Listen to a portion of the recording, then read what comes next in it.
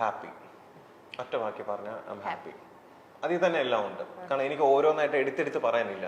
I am happy, I M satisfied. കാരണം പുള്ളിക്കാരിയുടെ പോസിറ്റീവും നെഗറ്റീവും കൂടെ മനസ്സിലാക്കി അക്സെപ്റ്റ് ചെയ്താണ് ഞാൻ പുള്ളിക്കാരി കല്യാണം കഴിക്കാൻ പോകുന്നത്. സോ എന്താ പറയുക, ഞാൻ ഇങ്ങനെ മാറണം, അങ്ങനെ ചെയ്യാവൂ, ഇന്ന ഡ്രസ്സ് ഇടാവൂ, അല്ലെങ്കിൽ ഇങ്ങനെ സംസാരിക്കാവോ, അല്ലെങ്കിൽ ഇങ്ങനെ പെരുമാറാവോ, ഞാൻ അത് ചെയ്യും ഇത് ചെയ്യും, ഇതൊന്നും ഞാൻ പറയത്തില്ല. നിനക്ക് എന്താണ് ശരി, നീ അത്യാവശ്യം മെച്ചറാണ്, നിനക്ക് എന്താണ് ശരിയെന്ന് തോന്നുന്നത് നീ അത് ചെയ്യുക.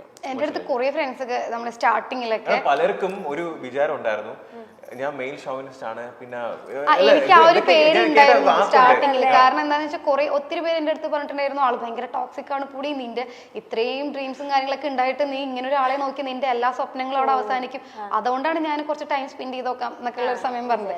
അപ്പൊ കാരണം ഇത്രയും പറയുമ്പോൾ ഇത് എന്ത് ഇങ്ങനെ പറയണേന്ന് ഞാൻ വിചാരിച്ചിട്ടുണ്ട്. പക്ഷേ എനിക്ക് സത്യം പറഞ്ഞാൽ ഞാൻ സ്ലീവ്ലെസ് ഒന്നും ഇടാറുണ്ടായിരുന്നില്ല. ഞാൻ സ്ലീവ്ലെസ് പോലും ഇടാൻ തുടങ്ങിയത് ചേട്ടൻ വന്നതിന് ശേഷമാണ്. എനിക്ക് നല്ല മാറ്റം. അതെ, എനിക്ക് കുറച്ചുകൂടി ഫ്രീഡം, എനിക്ക് എന്നെ കുറച്ചുകൂടി ആള് മേക്ക് ഓവർ ആക്കി എടുക്കുകയാണ് ചെയ്യുന്നത്. കാരണം പുള്ളിക്കാരിക്ക് എന്താ പറയാ, ഈ സംസാരിക്കുമ്പോഴത്തേക്ക് അല്ലെങ്കിൽ സ്റ്റേജ് ഫിയർ അല്ലെങ്കിൽ ചെറിയതായിട്ട് ഇന്റർവ്യൂയുടെ കാര്യങ്ങളൊക്കെ വരുമ്പോൾ ചെറിയൊരു ഇത് ഇനിഷ്യലി ഉണ്ടായിരുന്നു. പക്ഷെ അതൊക്കെ എന്ത് ചെയ്തു, ഗ്രാജുവലി എന്ത് ചെയ്തു, ഭയങ്കരമായിട്ട് മാറി. ഇപ്പൊ കണ്ട ബോൾഡായിട്ട് ഇരുന്ന് സംസാരിക്കുന്നുണ്ട്. ഞാനിങ്ങനെ ഇങ്ങനെ ഒരു സൈഡിൽ ഇരുന്ന് ഇങ്ങനെ കേട്ടോണ്ടിരിക്കുകയാണ്. പുള്ളിക്കാരി പക്ഷെ പറയുന്ന കാര്യങ്ങള് ക്രിസ്പായിട്ട് എന്ത് ചെയ്യും, ഷോർട്ട് ആൻഡ് ക്രിസ്പായിട്ട് കാര്യങ്ങളെല്ലാം കറക്റ്റ് ആയിട്ട്. എനിക്ക് കോളേജിൽ പഠിക്കുന്ന സമയത്ത് ഓൺ സ്റ്റേജ് പെർഫോമർ ഒന്നും ആയിരുന്നില്ല. എനിക്ക് ഭയങ്കര പേടിയാ, സ്റ്റേജ് ഫ്രണ്ട്സ് ഭയങ്കരമായിട്ടുണ്ട് എനിക്ക്. ഞാൻ അഭിനയിക്കാൻ പോയ സമയത്തും കരഞ്ഞു പിഴിഞ്ഞിട്ടൊക്കെയാണ് അത് കംപ്ലീറ്റ് ചെയ്തത്. കാരണം ഭയങ്കര പേടിയാണ്. വരുമ്പോ പറഞ്ഞതാണ് ചേട്ടൻ ഞാൻ കുറച്ച് സംസാരിക്കും, ചേട്ടൻ സംസാരിച്ചോ. പിന്നെ നമ്മുടെ ഒരു കംഫർട്ട് സോണിൽ എത്തിക്കഴിഞ്ഞാൽ കുഴപ്പമില്ല. പക്ഷെ ഇപ്പൊ എനിക്ക് പിന്നെയും പ്രശ്നമില്ല. പക്ഷെ പണ്ടൊക്കെ ഡോക്ടറുടെ അടുത്ത് വന്ന സമയത്ത്, ഇന്റർവ്യൂവിന് വന്ന സമയത്ത് ഞാൻ ദൈവം, അതും അതിനു വേണ്ടി വന്നതല്ലല്ലോ, ഞാൻ വെറുതെ ഒന്ന് കാണാൻ വേണ്ടി വന്നതാ. അന്നത്തെ കുട്ടി വന്നില്ല, അപ്പൊ എന്നെ പിടിച്ചിരുത്തി. എനിക്കാണെങ്കിൽ അറിയില്ല അങ്ങനെ ഒരാളെ, എനിക്ക് തന്നെ സംസാരിക്കാൻ അറിയില്ല. ആ സമയത്ത് ഞാൻ വേറൊരാൾ ഇന്റർവ്യൂ ചെയ്യണം പറയും, ഞാൻ ആകെ കിളി പോയിട്ടാണ്. അതെ, അപ്പൊ അതുകൊണ്ട് ഞാൻ ഇങ്ങനെ മിണ്ടാതെ ഇങ്ങനെ നോക്കിയിരുന്നതൊക്കെ. പക്ഷെ ഇപ്പൊ എനിക്ക് ആ പേടിയില്ല. ഇപ്പൊ ഞാൻ മീഡിയ കാണുമ്പോൾ സംസാരിക്കുന്നുണ്ട്. അപ്പൊ ഞാൻ എൻ്റെ ചില കാര്യങ്ങളൊക്കെ ഏറ്റവും വേസ്റ്റ് ആയിട്ടുള്ള ഒരാളാണ് ഞാൻ എനിക്ക് തോന്നിയിട്ടുണ്ട്. കാരണം എനിക്ക് സോഷ്യലി എല്ലാവരുമായിട്ട് പരിചയമില്ലാത്ത ആൾക്കാരായിട്ട് സംസാരിക്കാൻ ഭയങ്കര ഓക്വേർഡ് ആയിരിക്കും. പിന്നെ അതുപോലെ സ്റ്റേജ് ഫിയറൻസ്, പിന്നെ എൻ്റെ കമ്മ്യൂണിക്കേഷൻ സ്കിൽ എന്ന് പറഞ്ഞാൽ ഭയങ്കര അടിപൊളിയായിട്ടുള്ള ആളല്ല. എൻ്റെ ഹിന്ദി ഒക്കെ കേട്ടിട്ടുണ്ടെങ്കിൽ എൻ്റെ സ്റ്റാഫിന് മാത്രം മനസ്സിലാവുള്ളൂ എൻ്റെ ഭാഷ. ശരിക്കും ഹിന്ദി അറിയുന്ന ആൾക്കാരാണ് എന്നെ തല്ലിക്കൊല്ലും.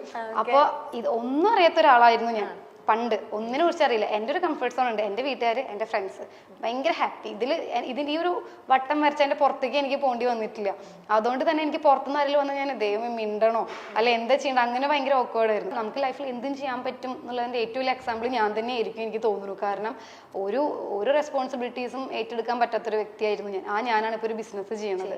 അതുപോലെ ഒരു മീഡിയയുടെ മുമ്പിലോ അറ്റ്ലീസ്റ്റ് ക്ലാസ്സിലൊക്കെ സെമിനാർ അവതരിപ്പിക്കുമ്പോൾ പോലും നീ പോ എന്നൊക്കെ പറഞ്ഞിട്ട് അപ്പുറത്തിരിക്കുന്ന കൂട്ടിനെ പിടിച്ച് ഞാൻ പിന്നെ പോന്നൊക്കെ പറഞ്ഞിട്ട് ഞാനാണ് ഇപ്പൊ ഈ അടുത്ത് മീഡിയയുടെ അടുത്ത് സംസാരിക്കുന്നിട്ട് എന്റെ ക്ലാസ്മേറ്റ്സ് പൊടി നീ ഇങ്ങനെയൊക്കെ സംസാരിക്കോ. കാരണം കൈയൊക്കെ വിറച്ചിരിക്കുന്ന ഒരാളായിരുന്നു ഞാൻ ക്ലാസ്സിൽ പഠിക്കുമ്പോൾ. ആരും എന്നെ കണ്ടിട്ടില്ല, ദേഷ്യപ്പെട്ട് പോലും എന്നെ കണ്ടിട്ടില്ല ആരും. അപ്പൊ ഞാൻ കുറച്ച് റൂഡായിട്ട് സംസാരിക്കുമ്പോൾ ക്യാമറ എല്ലാം ഉണ്ട് കേട്ടോ, ഇതെല്ലാം റെക്കോർഡ് ചെയ്യുന്നുണ്ട്. ആള് സംസാരിച്ചു തുടങ്ങിയല്ലേ, ഇപ്പൊ നിർത്തത്തില്ല എന്ന് വെച്ചാൽ അങ്ങ് സംസാരിച്ചോണ്ടേ. അങ്ങനെയല്ല, ഞാൻ ഇപ്പൊ നോക്കണ്ടേ നിങ്ങൾ കാര്യം പറയുന്നതൊക്കെ സംസാരിച്ചോണ്ടേ ഇരിക്കുക. മറ്റേ എയർപോർട്ടിൽ വെച്ചിട്ട് ഞാൻ കുറച്ച് റൂഡാണോ ഒന്നും അറിയില്ല, പക്ഷെ ഞാൻ അത്ര പോലും ഞാൻ സംസാരിക്കാറുണ്ടായിരുന്നില്ല. പക്ഷെ എനിക്ക് മനസ്സിലായി ഒരു ലൈഫിൽ ഒരു സ്റ്റേജ് എത്തുമ്പോൾ നമ്മൾ സംസാരിച്ച് പോവും. സാധാരണ എല്ലാവർക്കും പ്രോബ്ലംസ് ഉണ്ടാവുക എന്ന് വെച്ചിട്ടുണ്ടെങ്കിൽ അൺനെസസറി ആയിട്ടുള്ള കാര്യങ്ങൾ പറയാം, അല്ലെങ്കിൽ അൺനെസസറി ആയിട്ടുള്ള ആൾക്കാരെ പ്രൊവോക്ക് ചെയ്യാൻ പോവുക, അല്ലെങ്കിൽ അഭിപ്രായങ്ങളെങ്കിലും അറ്റ്ലീസ്റ്റ് പറയുമ്പോഴാണല്ലോ ഇങ്ങനെ ബാക്കിയുള്ള ആൾക്കാരെ ഒന്ന് അറ്റാക്ക്. ഞാൻ ആലോചിക്കുന്നത് റോബിൻ ചേട്ടന് ഇഷ്ടപ്പെട്ടതിന് ശേഷം ഞാൻ ഒറ്റയ്ക്ക് എവിടെ ഒരു സ്ഥലത്ത് ഇന്റർവ്യൂ കൊടുത്തിട്ടില്ല. എൻ്റെ ലൈഫിൽ ഞാനായിട്ട് ചെയ്ത കാര്യങ്ങളുടെ നെക്സ്റ്റ് ഒരു സ്റ്റേജ് കഴിഞ്ഞിട്ട് മാത്രമേ ഞാൻ അങ്ങനെ ചെയ്യൂന്ന് ഓൾറെഡി ഞാൻ ഡിസിഷൻ എടുത്തിട്ടുണ്ടായിരുന്നു. അത്രയും റീച്ചുള്ള സമയത്ത് പോലും ഞാൻ എവിടെയും പോയിട്ടുണ്ട്. എനിക്കല്ല, റോബിൻ ചേട്ടൻ ഉണ്ടായിരുന്ന സമയത്ത് പോലും എന്നെ വിളിച്ച സമയത്ത് ഞാൻ പോയിട്ടില്ല. അതുപോലെ അപ്പൊ പിന്നെ ഞാൻ ഒരു കണ്ടസ്റ്റൻസിനെതിരെ ഒന്നും പറഞ്ഞിട്ടില്ല. ഞാൻ ഇവരെ ഗെയിം ഷോയുമായി ബന്ധപ്പെട്ട് എവിടെയും വന്നിട്ടുമില്ല. ബിഗ് ബോസ് ഞാൻ കണ്ടില്ല. എന്നിട്ട് പോലും എന്നെയും എൻ്റെ പ്രൊഫഷനെയും വരെ വലിച്ചയച്ചിട്ട് കുറെ പറഞ്ഞപ്പോൾ എനിക്ക് ഒത്തിരി വിഷമമായിട്ട്. ഞാൻ എന്താ ചെയ്തത്? പിന്നെ എനിക്കറിയാം ആളൊരു പാർട്ട്ണർ ആകുമ്പോൾ നല്ല പോസിറ്റീവ് കിട്ടുന്ന പോലെ നെഗറ്റീവ് കിട്ടും, പക്ഷെ അതിനൊരു ലിമിറ്റ് ഉണ്ടല്ലോ. ആ ലിമിറ്റും കഴിഞ്ഞ് ഒത്തിരി എനിക്ക് കിട്ടിയിട്ടുണ്ടായിരുന്നു. ആ സമയത്ത് എനിക്ക് വിഷമം, ഞാനൊന്നും പറയാതെ എന്തിനാണ് ഇങ്ങനെ പറയണതായിരുന്നു. ഇപ്പൊ എനിക്ക് ആ വിഷമം പോയി.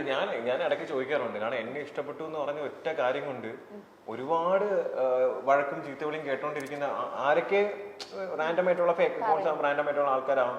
കാരണം വേറൊരു പെൺകുട്ടിയാണെന്നുണ്ടെങ്കിൽ ഞാൻ എന്തിനും ഇത് കേൾക്കേണ്ട കാര്യം കാണും, ഇതിൽ നിന്നും ബെറ്റർ ആയിട്ടുള്ള ഒരു ഓപ്ഷൻ എനിക്ക് കിട്ടത്തില്ല, എന്തിനാ ഞാൻ ഇങ്ങനെ കേട്ടോണ്ടിരിക്കുന്നതെന്ന് പലർക്കും ചിലപ്പം പലരും ചിന്തിക്കാം. പക്ഷെ അങ്ങനെയുള്ള സമയത്തും പുള്ളിക്കാരൻ എന്ത് ചെയ്തു, അതിലൊന്നും ബോധർ ചെയ്തില്ല. ഇപ്പൊ എനിക്ക് വിഷമം കുറച്ച് കുറവെന്ന് വെച്ചാല് അന്ന് എയർപോർട്ടിലൊക്കെ വെച്ച് രണ്ട് മൂന്ന് വാക്കുകൾ ഞാൻ പറഞ്ഞിട്ടുണ്ടായിരുന്നു. അതെ, ഇനി കേട്ടല്ലോ, ഓക്കെ അന്ന് ഞാൻ റിയാക്ട് ചെയ്തിട്ടുണ്ടായിരുന്നല്ലോ, അതിന്റെ ബാക്കി കിട്ടിക്കോട്ടെ എന്നുള്ളൊരു സമാധാനം ഉണ്ട്. മറ്റത് എനിക്ക് വിഷമമായിരുന്നു, കാരണം ആ പരിസരത്തേക്ക് വരാതെ ഞാൻ എന്റെ പ്രൊഫഷൻ മാത്രം നോക്കി പോവാ. അപ്പൊ എന്നെ എന്റെ പ്രൊഫഷനെ വലിച്ചിട്ടിട്ട് ഇങ്ങനെ എന്നിട്ടും ഞാൻ റിയാക്ട് ചെയ്യുന്നില്ല. ഇപ്പോഴും അതിനെ റിയാക്ട് ചെയ്തിട്ടില്ല, ഒന്നും പകരമായിട്ട് ഞാൻ സംസാരിക്കാൻ വന്നിട്ടില്ല.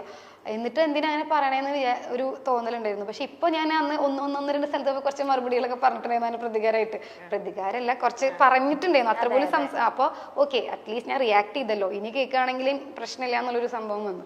പിന്നെ പലർക്കും ലൈക്ക് എന്റെ ഒരു അപ്ഡേറ്റ് എന്താന്നുള്ളത് പലരും ചോദിക്കാറുണ്ട്. ഇപ്പൊ ഞാൻ ഒരു എന്താ പറയാ, ഞാനൊരു നോർമൽ മിഡിൽ ക്ലാസ് ഫാമിലിയിൽ നിന്ന് വന്ന ഒരു സാധാരണ ഒരാളാണ്. അപ്പൊ എനിക്ക് ചെറിയ ചെറിയ ആഗ്രഹങ്ങൾ എൻ്റെ ലൈഫിലുണ്ട്, മനസ്സിലായില്ലേ? എന്ന് വെച്ചാൽ എന്താ പറയാ, എന്തെങ്കിലുമൊക്കെ അച്ചീവ് ചെയ്യണം, ചെറിയ ചെറിയ കാര്യങ്ങൾ, അല്ല വലിയ വലിയ ഡ്രീംസും കാര്യങ്ങളൊന്നുമില്ല. അപ്പം അങ്ങനെ ഞാൻ എൻ്റെ ലൈഫിൽ ഇപ്പം ഡോക്ടറായിട്ട് വർക്ക് ചെയ്തിരുന്ന സമയത്തും ഞാൻ കോവിഡ് ആയിരുന്ന സമയത്ത് 2 വർഷം സോഷ്യൽ മീഡിയ ആക്റ്റീവേ ഇല്ലായിരുന്നു. ഞാൻ അങ്ങനെ ഒന്നും ചെയ്യാറില്ല. എപ്പോഴെങ്കിലും റാൻഡമായിട്ട് എൻ്റെ ഏതെങ്കിലും പഴയ വീഡിയോ എടുത്ത് പോസ്റ്റ് ചെയ്യുന്നതല്ലാതെ ഒന്നും ചെയ്യാറില്ല. 2 വർഷം കംപ്ലീറ്റ് ഡ്യൂട്ടി ആയിരുന്നു. അപ്പം ആ കഴിഞ്ഞതിന് ശേഷമാണ് പെട്ടെന്ന് എന്ത് ചെയ്തത്, ഇങ്ങനെ ഒരു ഷോയിൽ വന്നതും ഇങ്ങനെയുള്ള കാര്യങ്ങളെല്ലാം സംഭവിച്ചത്. അപ്പം പലർക്കും ലൈക്ക് എല്ലാം പെട്ടെന്ന് വേണം, അടുത്ത അപ്ഡേറ്റ് എന്താണ്, ഇഷ്ടം കൊണ്ടായിരിക്കാം ചിലർ. അപ്പം അടുത്ത മൂവി എപ്പോഴാണ്, അടുത്തെന്താ ഇങ്ങനെ ചോദിക്കുന്നുണ്ട്. അപ്പം എനിക്ക് പറയാനുള്ളൊരു കാര്യം എന്ന് വെച്ച് കഴിഞ്ഞാൽ, ഞാൻ എല്ലാം പെട്ടെന്ന് ഇപ്പം മറ്റുള്ളവർക്ക് വേണ്ടി ചെയ്യാനായിട്ട് ഞാൻ ഒരിക്കലും നിൽക്കത്തില്ല. അവർക്കത് കാണണം, അല്ലെങ്കിൽ അവർക്കത് ചെയ്ത് കാണണം, അതുകൊണ്ട് ഞാൻ ചെയ്തില്ല. എനിക്കത് ചെയ്യണം, അല്ലെങ്കിൽ എനിക്കത് കംപ്ലീറ്റ് ആയിട്ട് എഫേർട്ട് കൊടുത്ത് ആ ഒരു സമയത്ത് ചെയ്യണം എന്ന് തോന്നുന്ന സമയത്ത് മാത്രമേ ഞാനത് ചെയ്യൂ, മനസ്സിലായില്ലേ? എൻ്റെ ഒരു ആഗ്രഹമാണ്. കാരണം കുട്ടിക്കാലം മുതലേ നമ്മൾ ഈ ബിഗ് സ്ക്രീനും കാര്യങ്ങളെല്ലാം കാണുമ്പോഴത്തേക്ക്, കാരണം ലാലേട്ടനെയൊക്കെ കാണുമ്പോൾ അല്ലെങ്കിൽ മമ്മൂക്കേനെയൊക്കെ കാണുമ്പോഴത്തേക്ക് ഒക്കെ ഭയങ്കര സ്റ്റാർസാണ് അവർ, മനസ്സിലായില്ലേ? കാരണം ഞാൻ സുരേഷ് ഗോപി സാറിനെ മാത്രം ഹോസ്പിറ്റലിൽ ഡ്യൂട്ടി ചെയ്തിരുന്ന സമയത്ത് കണ്ടിട്ടുണ്ട്, പുള്ളിങ്ങനെ ബ്രദർ അഡ്മിറ്റ് ചെയ്യുന്ന സമയത്ത് കണ്ടിട്ടുണ്ട്. അപ്പോൾ എന്നെ രാത്രി ആകുമ്പം ഞാൻ നൈറ്റ് ചെയ്യുന്നത്, അപ്പോൾ എന്നോട് സംസാരിക്കാറുണ്ട്. അപ്പോൾ ഞാൻ അന്ന് എനിക്ക് 2018 അപ്പോൾ ഞാൻ പുള്ളിക്കാരൻ ചോദിച്ചത്, ഡിസ്ചാർജ് ആയി പോകാൻ പോയി പുള്ളിക്കാരൻ്റെ ബ്രദർ. അപ്പം ലാസ്റ്റ് ദിവസം വന്നപ്പോൾ ഞാൻ ഇങ്ങനെ രാത്രി പറഞ്ഞു, സാർ എനിക്കൊരു ആഗ്രഹമുണ്ട്, ഇനി സിനിമയൊക്കെ ചെയ്യണമെന്നുണ്ട്, എങ്ങനെയാണെന്ന് അറിയത്തില്ല, എനിക്ക് ആരുമായിട്ടും കോണ്ടാക്ട് ഇല്ല. അപ്പോൾ എൻ്റെ അടുത്ത് സുരേഷ് ഗോപി സാർ പറഞ്ഞ ഒറ്റ കാര്യമുണ്ട്, ഡോക്ടറെ റോബിൻ നീ മാക്സിമം ഹാർഡ് വർക്ക് ചെയ്ത് സ്വന്തമായിട്ട് വരാൻ ശ്രമിക്കാം. ആരുടെയും കെയർ ഓഫിലോ അല്ലെങ്കിൽ ആരും റെഫർ ചെയ്തിട്ടല്ല വരേണ്ടത്, മനസ്സിലായി? എനിക്ക് വേണമെങ്കിൽ നിന്നെ പരിചയപ്പെടുത്തി തരാം, പക്ഷെ അങ്ങനെ വന്നാൽ അത് നിലനിൽക്കത്തില്ല. നീ സ്വന്തമായിട്ട് കഷ്ടപ്പെട്ട് വന്നാലേ നിനക്ക് എന്ത് ചെയ്യത്തുള്ളൂ, അത് നിലനിൽക്കാൻ പറ്റത്തുള്ളൂ എന്ന് പുള്ളിക്കാരൻ പറഞ്ഞു. അപ്പം അതിനുശേഷം സത്യം പറഞ്ഞാൽ ലൈക്ക് ഞാൻ റീസെന്റ് പുള്ളിക്കാരനെ ഒന്ന് കണ്ടായിരുന്നു, റാൻഡമായിട്ട് കണ്ടതാ. അപ്പം ഞാനിങ്ങനെ പുള്ളിക്കാരൻ്റെ അടുത്ത് പറഞ്ഞു, സാർ എന്നെ അറിയാമോ എന്ന് ചോദിച്ചപ്പോൾ വലിയ ഇതില്ല. അപ്പം ഞാൻ പറഞ്ഞു, സാർ ഇങ്ങനെ ഹോസ്പിറ്റലിൽ അന്ന് കണ്ടിട്ടുണ്ടായിരുന്നു, ഞാൻ ഇങ്ങനെ ഷോയിലൊക്കെ പോയിട്ട് ഓക്കെ എന്ന് പറഞ്ഞിട്ട് എന്ത് ചെയ്തു, ജസ്റ്റ് ഇങ്ങനെ സംസാരിച്ചായിരുന്നു. അപ്പം ഞാൻ ഇങ്ങനെ പറയാം, സാർ എൻ്റെ അടുത്ത് അന്നൊരു വാക്ക് പറഞ്ഞിട്ടുണ്ടെന്ന്, സ്വന്തമായിട്ട് കഷ്ടപ്പെട്ട് അധ്വാനിച്ച് നമ്മൾ വന്നാൽ മാത്രമേ അത് നിലനിൽക്കത്തുള്ളൂ എന്നുള്ളത്. സോ എനിക്ക് ആ ഒരു ഇത് ഞാൻ സ്വന്തമായിട്ട് എഫേർട്ട് ഇട്ട്, സ്വന്തമായിട്ട് കഷ്ടപ്പെട്ട്, സ്വന്തമായിട്ട് ഹാർഡ് വർക്കും സ്മാർട്ട് വർക്കും ചെയ്തിട്ടാണ് ചെറുതായിട്ട് എന്തെങ്കിലുമൊക്കെ അച്ചീവ് ചെയ്ത് വരുന്നത്. അപ്പം അത് ഇനിയും, കാരണം എനിക്ക് ആ റൂട്ട് അറിയാം. കാരണം ഒരു പ്രാവശ്യം നമ്മൾ ഒരു കാര്യം ചെയ്ത് കഴിഞ്ഞാൽ നമുക്ക് ആ റൂട്ട് അറിയാം, എങ്ങനെ അതിലേക്ക് വരണം എന്നുള്ളത്. സോ ഒബ്വിയസ്ലി എൻ്റെ സിനിമ എന്ന് പറഞ്ഞ ഒരു മോഹവും എന്ത് ചെയ്യും, കാരണം ലാലേട്ടനൊക്കെ ബിഗ് സ്ക്രീനിൽ കാണുമ്പോൾ ഞാൻ ഒരിക്കൽ പോലും മനസ്സിൽ ചിന്തിച്ചിട്ട് പോലും ഇല്ല എന്നെ ഇങ്ങനെ എൻ്റെ അടുത്ത് റോബിനെ എന്ന് പേര് അറിയോ. ഞാൻ ഇടയ്ക്കിടയ്ക്ക് സാർ എന്നെ ചീത്ത വിളിക്കുന്ന വീഡിയോ അല്ലെങ്കിൽ വഴക്ക് പറയുന്ന വീഡിയോ ഒക്കെ എന്ത് ചെയ്യും, ഇടയ്ക്കിടയ്ക്ക് ലാലേട്ടനാണ് എന്നെ വഴക്ക് പറയുന്നത്. ഓ അത് കേൾക്കുമ്പോൾ ലാലേട്ടനെ വഴക്ക് പറയുന്നത്, ഓ എന്തൊരു സന്തോഷം. അത് പറഞ്ഞാൽ എനിക്കത് ഭയങ്കര സന്തോഷം. കാരണം നമ്മളൊക്കെ ബിഗ് സ്ക്രീനിൽ കാണുന്ന ഒരു ലെജൻഡ് നമ്മൾ എന്ത് ചെയ്യുന്നു, നമ്മളെ വഴക്ക് പറയുന്നു. റോബിനെ അങ്ങനെ ഇങ്ങനെയാണ്, നിനക്ക് വേണോ പോണോ, ഞാൻ ഇങ്ങനെയാണ് പറയുന്നത്. ഞാൻ ആലോചിക്കുമ്പോൾ എനിക്ക് സത്യം ഭയങ്കര സന്തോഷം തോന്നാറുണ്ട്.